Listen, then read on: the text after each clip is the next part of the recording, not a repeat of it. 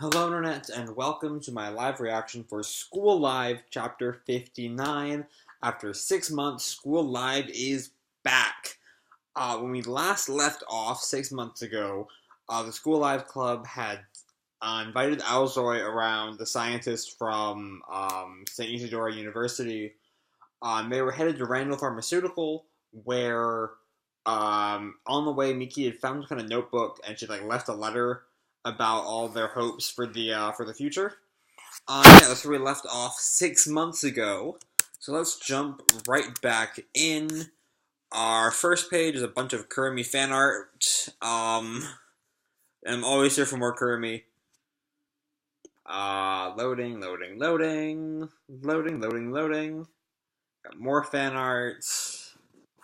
Alright, we have the cover page of the comic, of the magazine. It's a color picture of Megane and Yuki. Yeah, so we have this little recap page. I'm not sure if this is from the magazine or if it's from Waterflame, who gave this to us. If so, thank you, Waterflame. It's been a long time since I've read this. But yeah, starting this month, Gakugarashi School Live will be resuming serialization. Before jumping into this issue, let's review 4 key points in the series up to now that will be important to the story going forward. So if you know about the story going forward, I'm assuming this is the author, and not the scanlator. So point 1, aerial transmission. The virus can spread not only through direct blood contact, but also through aerial transmission. Presently, it seems that those who aren't affected merely have immunity to one strain, and there is little time remaining. As we saw in the past, like the virus, not like the virus, like the flu virus, it mutates over time, and then you'll still get caught, which is fucked up. But hold on, wouldn't that also mean there could be new types of zombies we haven't seen, like sentient zombies? Could that be a thing? Could that be a thing they have to fight? But yeah, point 2, a new companion. Aosoi Shiiko had locked herself in her lab to continue her research and not concern herself with the strife in the university. At Risei's urging, she decided to join Ryuki and the rest on their trip to Randall Pharmaceuticals headquarters. Point 3 is serum from Kurumi. Kurumi's symptoms continue to progress little by little, at the same time putting their trust in Aosoi's announcement. Though imperfectly she's conquered the illness, the girls aim to use the facilities at Randall Pharmaceuticals' head office to manufacture a serum. So yeah, that's our big cure, or end game for the series. Kurumi's being blood or something, being used as a serum to save the world. Point 4, the mysterious aircraft carrier. A carrier drifting somewhere at sea, a large number of them wander on the deck. Apparently what's left of the crew. And there's someone in a helicopter observing from above. So yeah, we saw that once or twice in 56 or 57, I want to say. I'm not sure how long ago that was. So yeah, finally in this chapter, the girls are headed to Randall Pharmaceutical. And finally, after 3 minutes of video, let's get started on the chapter. Wait, nope, there's still another chapter page. After a long wait, the series continues, and a live-action film is in the works. Yeah, if you have not heard, there is going to be a School live action, which I'm a little nervous about, but whatever. So we open, Kurumi is sound asleep, and Aosoi is standing over her with something that might be a needle, I imagine. Yeah, the needle, she pulls it out and she kind of looks morosely at Kurumi. And she starts to... Oh, it's a thermometer, it looks like? And she starts to pointed at Kurumi, and right as her eyes open, "Oh, you're awake. Aosoi-san? Shiko is fine. How are you feeling? It's kind of hard to tell. Where is everyone? So is that just a thermometer and not some kind of needle? I guess so." Out looking around. "Open your mouth." And she grabs her mouth and pulls it open. And her temperature is 24.5 degrees Celsius, which, let me go translate that into Fahrenheit. Is 76, which is... That's really low. Holy shit, that's low. Body temperature is 90... That's 20 degrees Fahrenheit lower than it should be. Wow, fuck. Alright. And yeah, Kurumi is notably worried by that. "What's happening to me? Your body temperature is low, but higher than room temperature. In other words, you do give off heat. So you're saying you do have some kind of metabolism." So it looks like she's not completely perfect in her healing, and she is still slowly dying. "What's wrong? I wonder if you could call this living. Am I like those things? The same as corpses? Don't speak so lightly of corpses. Huh? Wait, what? When an individual dies, their cells release digestive enzymes and dissolve themselves. Symbiotic intestinal bacteria digest the inner organs and give rise to the irreversible process of putrefaction. Adding the work of scavengers, insects, and soil bacteria, and the corpse decomposes through physical and chemical processes. And Kirby's like, what the fuck is she talking about? Death is an exquisite, unparalleled system of reuse developed through long years of evolution. It's a bad habit of humans that we devote our attention to life alone. Alright, you edgelord. But they don't rot, right? What are they? I'm assuming she's referring to the zombies. That, I need to learn the answer to that. That's the reason I came along.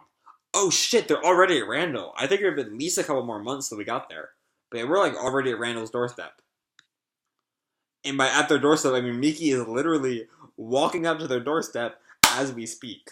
Alright, we are Randall arc ready to go. Okay, page 13.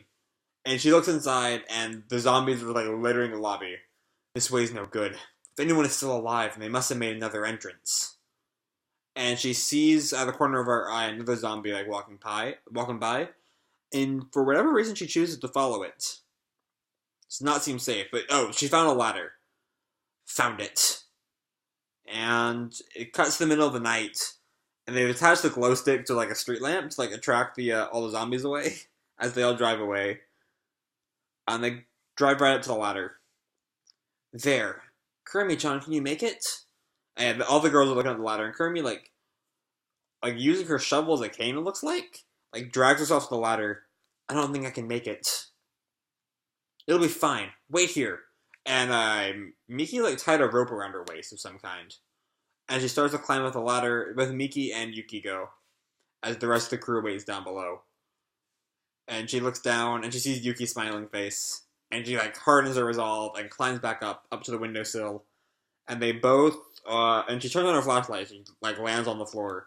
She sees, like, an empty pair of shoes along the level 3 entrance pass, number 1259.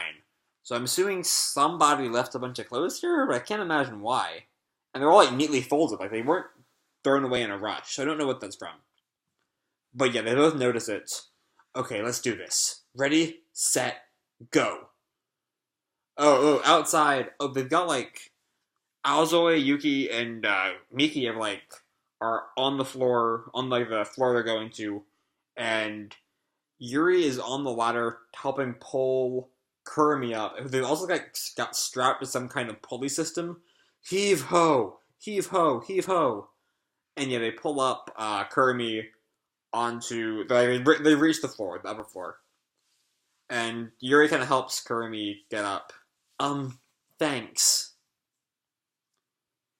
And Yuki kind of gives Kurumi this big hug. And they have this whole little moment here. And Miki flips on a light. And do we see this whiteboard of these, like, mathematical diagrams I don't understand. And the words, no future, underlined. So, that's not subtle. What's this? You're not supposed to scribble on the walls. Good old Yuki, keeping all our minds straight. Huh? Should we clean it up? It's already getting late. We can do it tomorrow. Okay. Whoa, and I guess they go out into the hall. Whoa, what's this? The future? A spaceship? They're capsule beds. Looks like there's no one on this floor, and the stairs down are blocked by a shutter. Should be fine then. Let's sleep here for today. Good night. Night. And they all, like, have lights out going on. And Kurumi is still, like, wide awake, because she's had some shit on her mind. And she kind of turns over, and she hears a creak. Kurumi-chan? Oh, it's Yuki right outside the room. It's not a zombie. I was a little bit nervous there. What's wrong? You too scared to sleep? Here. And... Oh, she gives Kurumi the shovel back. Kurumi-chan, you can't sleep without this, right? Right? Okay, good night. And Kurumi snuggles up with her shovel. And she falls into what looks to be a fairly blissful sleep.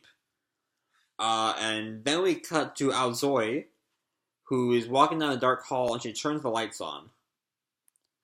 And she goes to some kind of room with a biohazard warning symbol on it. A door, I mean. I knew it. And she goes to control panel.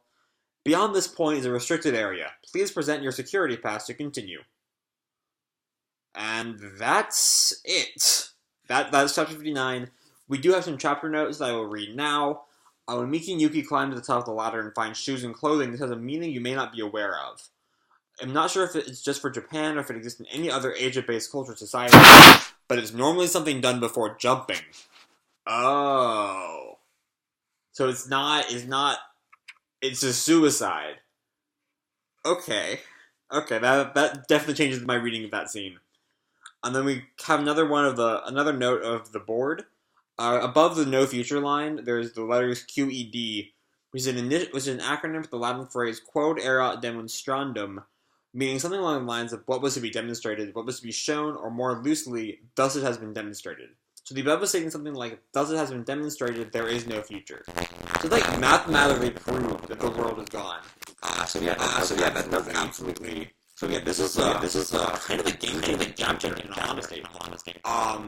Like for the whole time, I was kind of figuring Randall was the bad guys, that they were the ones who either through malicious intent or corporate fuck-upitude had like destroyed the world. But no, they're just as dead as we are. So yeah, they might have all jumped. And Aosoi is doing some suspicious shit. But we're gonna have to wait until the new year to find out what's going on there, because it's December, so of course of the last chapter of the year. But yeah, this was a great time back with School Live. Everything had been missing for the past 6 months while they've been on break. We have, just some great times with the girls trying not to acknowledge the world's ending. We've got new mysteries. We've got, I have no idea. I figure that Randall's behind everything, including somehow the mysterious carrier in the ocean. I figured this was all Randall's fault. But, no, this changes everything. Randall is not behind this. They're just another victim in this apocalypse. And that changes everything. So, I don't know where we're going from here. I don't know what Aosoi is looking for behind that door, but God, am I fucking hyped to find out. I am so on board. This chapter was amazing. I fucking loved it. I cannot wait to see what happens next month. So I will leave this video here. I hope you enjoyed this chapter as much as I did. I loved it, in case you couldn't tell. And I hope you enjoyed the video too. If you did, you can drop me a like, subscribe, whatever the fuck you want. I don't really care. And as always, people, keep kicking ass, and I'll see you in the future. God damn, this was awesome.